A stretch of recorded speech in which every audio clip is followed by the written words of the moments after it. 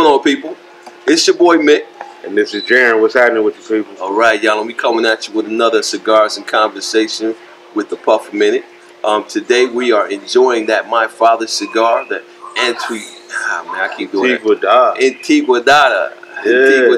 You know what I'm saying? And excellent cigar right now, man. Absolutely. You know what I'm saying? We're pairing that with some of our spirits that we got from Western spirit distributors. Today we're sipping on this cognac infused vodka by 20 grand and enjoying that as well. So if you want to know more about that, man, be on the lookout for our review that comes out on Tuesdays when we talk about both this cigar and that brand of vodka.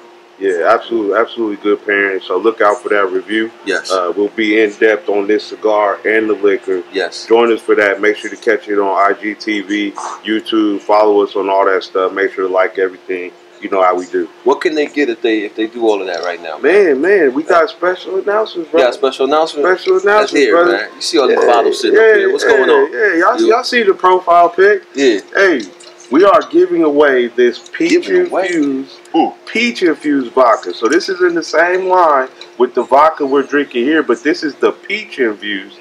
And look, it's simple, people. It's simple. All you got to do to get this bottle by the end of the month, we'll be selecting a winner. Is email at a puff a minute at gmail.com. There you go. Make sure like us on Facebook, follow us on Instagram. Make sure to click that button on YouTube so that you get the notifications when we put out the new videos. Exactly. Make sure to subscribe to our channel. Hey, you do all that, send us the email at a puff a minute at gmail.com. You can win this bottle at the end of the month. Exactly. People. We'll be selecting a random winner at the end of the month. We'll announce that winner on New Year's Day. Okay, to let you know. But again, you know, send us the email, like and comment on the social media. You know what I'm saying? Make sure that you are following us. We will be checking our subscriber list and see who's following us at YouTube. And if you got all of those, you know, boxes checked, you are a good candidate to win this bottle, man. We'd love to send it to you, all right? It will be at random. It will be at random. Matter of fact, we probably draw it live, you know what I'm saying? Hey, that would be cool. Put the names in the hat and draw it live on air so everybody can see what's going on and stuff, all right? But yeah, man. Been a crazy week for me, man. How about yourself, bro? Oh, it's been a hit good me with week. that while you got that open, man. Give a little bump, another bump. Hit me with that. Hey, man, it's been a good week. I can't complain, man. Yeah. You know, getting ready for the holidays and all that good stuff. It's the holiday season. It is, but man, I don't feel like everybody's in the holiday mood. Really? Yeah. Nah, because what's going on in the news, man? We got some stuff to talk about. Oh, brother, the news is ridiculous, man. Yeah, you know what I'm man. I mean, first and foremost, man, like I said, I try very hard to stay away from, you know, the whole politics and stuff like that. Yeah. But you really can't help it in this day and age, man. You know what I'm saying? So when I'm looking at the whole, you know, Russia probe and, you know, all of that information, to me it's like, you know, it's about to hit the fan. You know what I'm saying? Because, like was there collusion? Was there not collusion? You know, I believe that Manafort has, like, set people up from the gate and whatnot. You know what I'm saying? He's just been collecting statements and knowing that people's statements were conflicting. You know what I'm saying? He just been waiting, man, just collecting them all. And now he's ready to just drop the mic on them. You know, so we're going to sit back and see where that goes. You know, also big in the news, man, this last week or so was the loss of you know, George H.W., man. Yeah, George H.W. Bush, Herbert Walker Bush. And, you know, of course, that's something that, you know, kind of hit the nation hard as well. It's a lot of people, man. You know what I'm saying? You know, it depends on where you at, man. At the end of the day, people are people. You know what I'm saying? And, you know, I don't necessarily have to agree with everything, but, you know, when you look at it in perspective to what's going on in the world today, or not the world, but the United States today, you know what I'm saying? I would gladly take another George H.W. Bush, my friend. You know what I'm saying? Yeah, the war, at least he was more obvious about the war on black people, right? Yeah. He crowned it the war on drugs. It was the drugs on blacks and minorities. We know what it was. Yeah. You know, his wife coming to the schools talking about just say no. It wasn't about just saying no. Exactly. You know, so. It was, I mean, we got him to thank for, what was that ad, man? That ad that they ran up in. I can't even think of it right now, but it's good. You know what I'm saying? About letting the criminals out and stuff like that. And he was the first, I think, to coin super predators. Yeah. We went from just being predators and lurking in the alleyways looking to take your purse and rape you. Right. And now we super predators. And don't forget about the gift that keeps on giving. You know what I'm saying? Clarence Thomas. You know what I'm saying? We got him to thank for that too. So you know what I'm saying? So, yeah. But anyway, man. Again, let's back it up. We're going too deep. We're going too deep. But at the end of the day, like I said, man, compared to what we're dealing with right now, you know, I would say that, you know, when you look at the Republican Party of the past, man, you think about individuals like John McCain. You know what I'm saying? When you think about Dole, when you think about, you know, H.W. Bush, at least these guys seem to have some standard. You know what I'm saying? Like they had something that they stood on. You know what I'm saying? And whether it was right, wrong, or indifferent, they stood for something. I guess is what I'm looking for. Right? I can't tell you right now what the current president stands for, bro. You know what I'm saying? It's kind of like other than himself. You know what I'm saying? So other than, you know, having beef with everybody who disagrees with him and trying to make people look bad and calling him a bunch of names and stuff like that, I really can't tell you what he stands for. Yeah, so, you're absolutely right, man. And I think what he does do is he tries to keep everything a lot more quiet and silent and hide it from us. You know, he uses the manipulation of media and social media and what's going on in the news to really manipulate his point of view. But like you said, you can't really pinpoint what he stands on. He's all over the place, and you know he is who he's gonna be. And we knew what we was getting when we got him, so we can't really be surprised at this point. But we knew what we was getting. So you got a point there, man. You got a point there. I mean, let's get off that subject. Yeah. Other news. You know what? Something that I thought was really kind of interesting this week, and even to the point of almost being a little like funny. What's that? Hilarious. This whole deal with Kevin Hart, man. Oh man. You know what I'm saying? So Kevin Hart comes out one day and announces that, you know, he's going to be the host, right, for the Oscars, right? He's going to be the host for the Oscars and stuff. And everybody's like, yeah, and all of this type of stuff. And I know that this was something that in the past that he said, you know what I'm saying, would be like the dream job for him, right, to host the Oscars one day. And then I listened to other celebrities, you know, on talk shows and stuff saying now he's the perfect choice because he's not political, he stays away from these things and all of that type of stuff. Then, almost as quickly as that was announced, you know, the LGBTQ, all them letters, the alphabet people, you know, jumped up, man. And I didn't say that to be derogatory either, man. I'm just saying there's a lot of letters. I can't remember them all. LGBTQ. Yeah, LGBTQ. So they jumped up and, you know what I'm saying, they started, you know, basically complaining about part of his comedy routine, which was like 10 years ago. Yeah, almost like 9-10 years ago, in which he stated something like, you know, if he found out that his son was gay, he would kill himself or something like that, right? And again, and it was comedy, and, you know, and I get it, but they said that, you know, he never apologized for it, which I guess probably he didn't. You know what I'm saying, or what have you. But my question to him, and as a result of that, right, the Academy came to him and told him that he needed to apologize. He's like, nah, you know, whatever, so on and so forth. And then he said, look, he stepped down. Now, subsequently, I think he did do some type of an apology afterwards. On Twitter. After he stepped down. But he basically was like, you know, I'm not going to fall for the whole ultimatum type of deal. Right? What do you think, man? And the reason why I bring this up is I'm not saying that one side is right, one side is wrong. I'm just, as a nation, man, you know, have we become so sensitive, right, to the point where, you know, if somebody does something that offended you, like multiple years in the past, you know, have we gotten to the point where, you know what I'm saying, there's just no getting past things? You know, I'm just curious about it, man. I mean, well, I would say this to you, Mick, on that point, right? If you say we're a sensitive nation and we're sensitive about, you know, call it our sins or our shortfalls of the past, why is the black community not given the same treatment?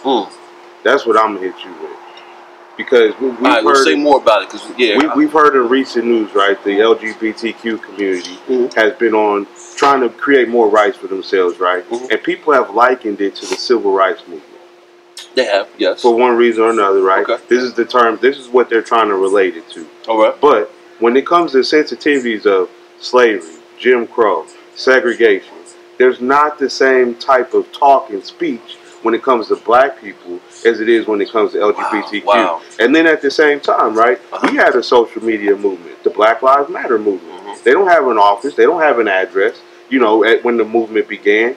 But at the same time, we didn't get the same clout as the LGBTQ community. We couldn't get Donald Trump not to get up and say what he said about black people. We couldn't get Obama to vote more rights for black people because at the same time, people didn't have that same sensitivity as they did for the LGBTQ community. And you know, Obama was a great president. You know, I respect him. He's always going to be my president as far as I'm concerned. But at the end of the day, he did more for the LGBTQ community than he did for the black community. So that sensitivity and that level of conversation does not happen when it comes to our melanin and what's going on with us as it does with their community and what they have going on.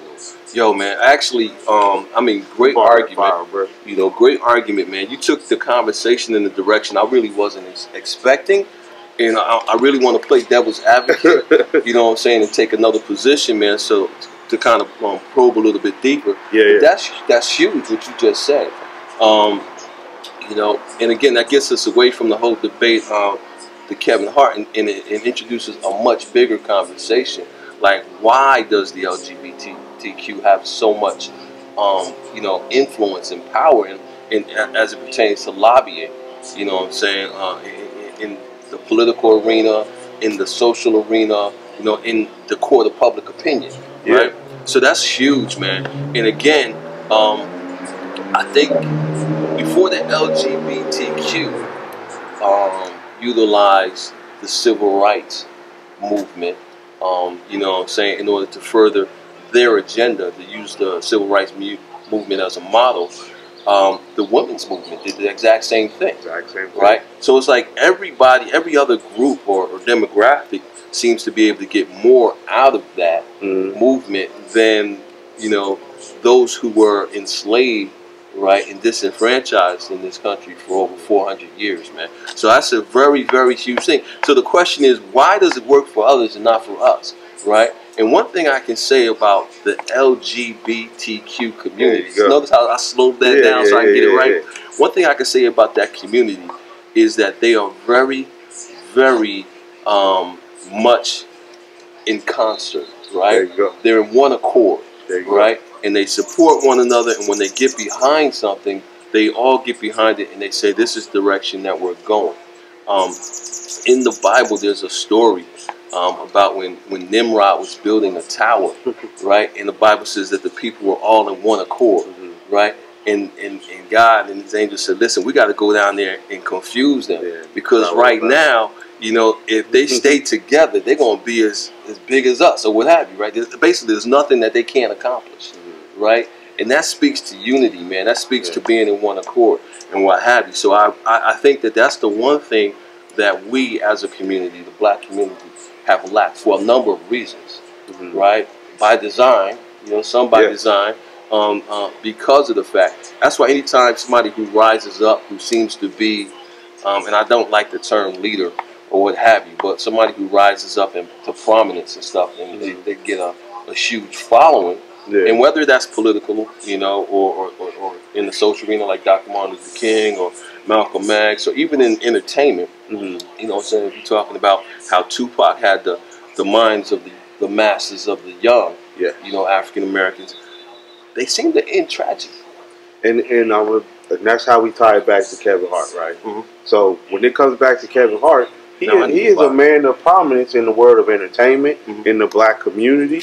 You know, whether people want to admit it or not, he's making strides that no other comedian has made.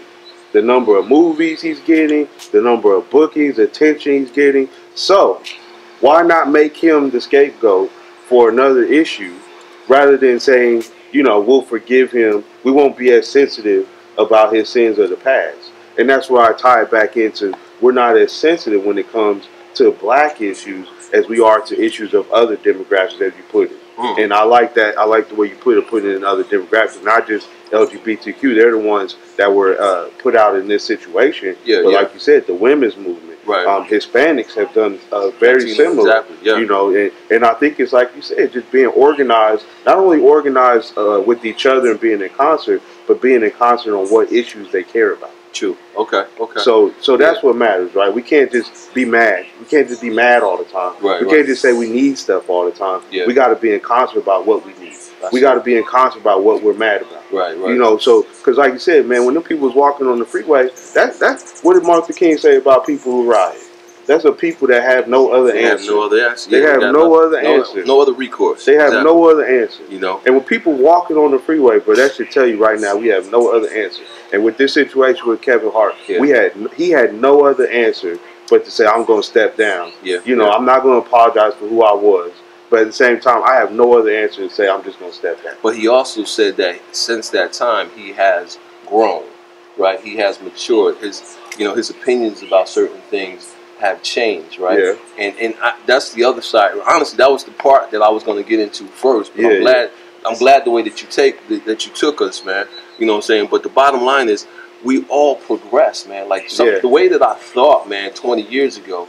You know what I'm saying? You know, in a very narrow-minded sort of fashion, based on how I was shaped, right? Because knowledge is the culmination of all the things that you acquire in life, right? Mm-hmm. So that all of your experiences, all of that's how you get your knowledge. But once you open your mind up to things that maybe are outside of what you were taught, and you start learning more things, and you open yourself, then you can go even further, right? Yeah. Knowledge increases. So that's how I feel about it, man. I may have said some insensitive things as a young man. Yeah, absolutely. Right? But should I be held accountable for that for the rest of my life? Absolutely. Right? And who hasn't? Exactly. Right? So yeah, exactly. So who hasn't? So and then you see, like I said, there's always Bill Cosby, you know what I'm saying, convicted for things that he did years ago. And I'm not saying that was wrong, but I'm saying Kevin Hart is now being basically lynched in the court of public opinion based on his comedy routine. Yeah. You know, and that's another side, bro. I mean, I know we going long right now, but it's comedy, right? So comedy and sarcasm has always been supposed to have been a mirror to society. You know what I'm saying? Because if you can't laugh at yourself, man, if you can't look at things, there's always an element of truth in the comedy. Absolutely. You know what I'm saying? That's what makes it funny. That's what, that you exaggerate, you know what I'm saying, to make it funny. I think about, we go back to George H.W. Bush, man. I think about Dana Carvey's routines that he used to do on Saturday Night Live and stuff like that. You know what I'm saying? But how did H.W. handle it, man? He embraced them. They became friends and stuff like that. He could laugh at himself. Right, so again, when this is just me trying to tie everything together, man. But at the end of the day, man, you know what I'm saying, how we become so, hardened as a society, man, that now, not only is the media about to be so-called outlawed, where the freedom of the press and all of those things are in jeopardy, that now our comedians can't even come out and say things because, you know what I'm saying, it's going to result in them not being able to, make a living as well. And that's what we don't want, man. That's what we don't want. We, like you said, it goes back to your first point. Are we that sensitive as a society where we can't forgive people's past sins and transgressions? Give them the benefit of the doubt of growing. I really feel like it's selective. It's selective what we'll forgive, what we won't as a society. Yeah. What's going on with Harvey Weinstein? None? None. Okay. None. Case closed. They dropped that one, didn't Case closed. Probably.